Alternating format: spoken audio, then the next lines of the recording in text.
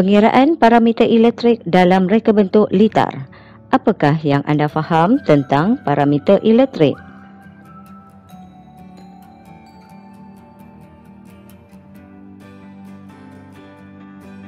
Parameter elektrik terdiri daripada voltan, arus, rintangan dan juga kuasa.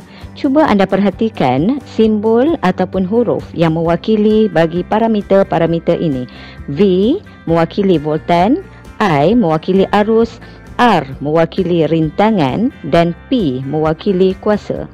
Sekarang kita akan lihat hubungan antara parameter-parameter ini. Hubungan parameter voltan dan arus adalah berkadar terus. Apa yang anda faham tentang berkadar terus? Berkadar terus apabila voltan bertambah, arus elektrik juga bertambah.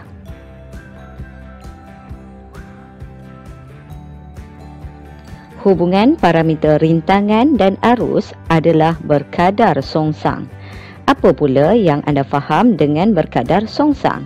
Berkadar songsang bermaksud apabila rintangan bertambah, maka arus elektrik akan berkurangan.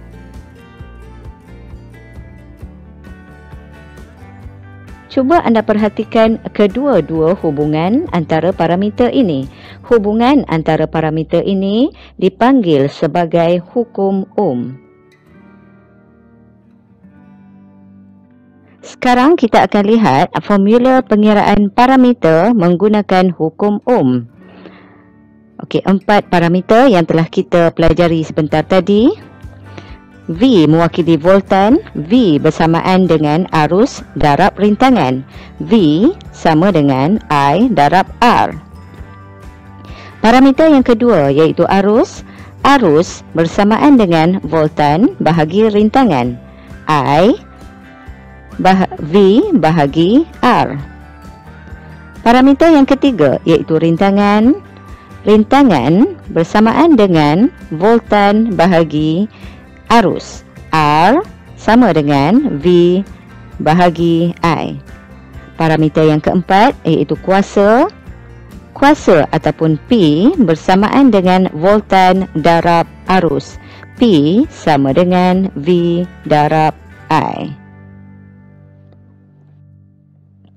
Untuk memudahkan anda untuk mengingat dan menggunakan formula hukum Ohm ini, ia boleh diaplikasikan melalui rajah segitiga. Cuba anda perhatikan rajah segitiga dengan kedudukan V di bahagian atas dan I serta R di bahagian bawah. Berdasarkan rajah ini, maka terhasillah formula V sama dengan I darab R. Manakala formula I sama dengan V bahagian atas dibahagikan dengan R di bahagian bawah. Formula yang ketiga iaitu R ataupun rintangan sama dengan V bahagian atas dan dibahagikan dengan I di bahagian bawah. Parameter yang keempat iaitu P. P bersamaan dengan V darab I. Untuk lebih memahami cara pengiraan parameter, kita akan lihat kepada contoh pengiraan yang pertama. Murid diberikan situasi dengan dibekalkan 1 liter lengkap seperti dalam rajah. Diberi nilai arus 0.5 ampere dan nilai rintangan 3 ohm. Kira nilai voltan dan kuasa pada litar. Formula voltan yang telah kita pelajari adalah V sama dengan IR. V sama dengan I darab R. Nilai arus ataupun I kita peroleh daripada rajah yang telah diberikan dalam soalan.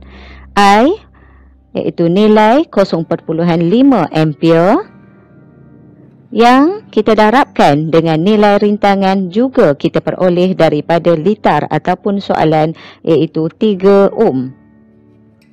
V sama dengan 0.5 ampere darab 3 ohm, maka nilai voltan dalam litar ini adalah 1.5 volt. Seterusnya kita mencari nilai kuasa ataupun P. Formula bagi P adalah V darab I. Nilai voltan telah kita peroleh daripada pengiraan yang pertama tadi, iaitu 1.5 voltan, dan kita darabkan dengan 0.5 ampere, iaitu nilai yang telah diberikan dalam soalan. P sama dengan 1.5 volt darab 0.5 ampere, maka nilai kuasa dalam litar ini adalah 0.75 watt. Kita lihat contoh pengiraan yang kedua. Diberikan nilai voltan 3V dan nilai rintangan 5 ohm. Cari nilai arus pada litar di bawah. Formula bagi arus ialah I sama dengan V per R. Nilai V telah pun dinyatakan dalam litar ataupun dalam soalan, iaitu 3 voltan. Manakala nilai rintangan juga telah diberikan dalam litar, iaitu 5 ohm. I sama dengan 3 bahagi 5 ohm, maka nilai arus dalam litar ini adalah 0.6 ampere. Kita tengok contoh pengiraan yang seterusnya, itu contoh pengiraan yang ketiga. Diberi nilai voltan 3V dan nilai arus 0.5 ampere. Cari nilai rintangan pada litar di bawah. Okey, nilai rintangan ataupun formula rintangan bersamaan dengan V bahagi I.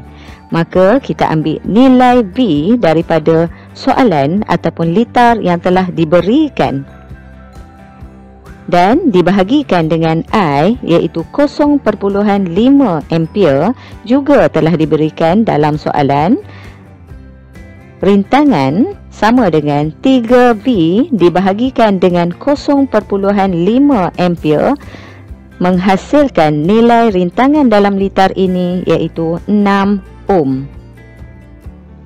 Dalam bahagian ini juga penting untuk kita ketahui jenis-jenis litar.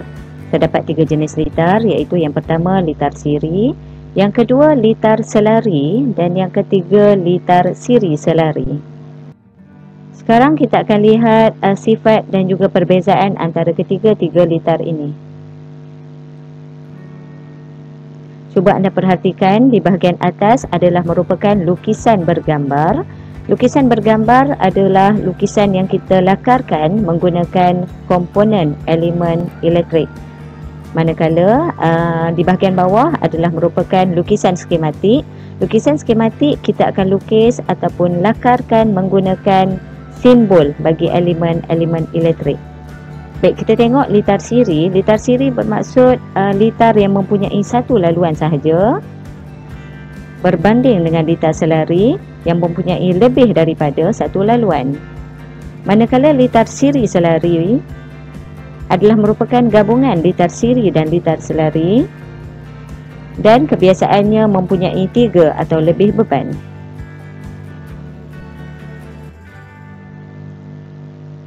Cuba lihat litar siri. Untuk lebih memahami, kita ajukan beberapa persoalan. Okey, baik. Yang pertama, apakah yang berlaku setelah suis dihidupkan?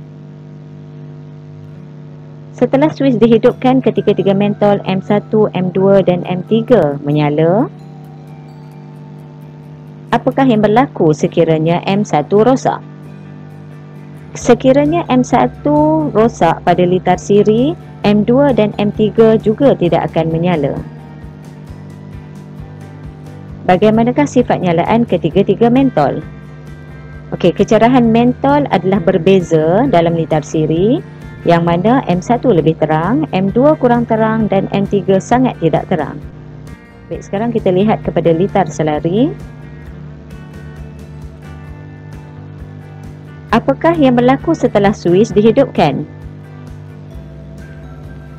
Apabila suis dihidupkan, ketiga-tiga mentol M1, M2 dan M3 menyala. Apakah yang berlaku sekiranya M1 rosak? M1 rosak, tetapi M2 dan M3 tetap kekal menyala. Kerana apa? Kerana telah kita sebutkan tadi, litar selari mempunyai lebih daripada satu laluan. Sekiranya laluan M1 rosak, masih ada laluan kepada M2 dan juga M3. Bagaimanakah sifat nyalaan ketiga-tiga mentol? Kecerahan mentol M1, M2 dan M3 adalah sama.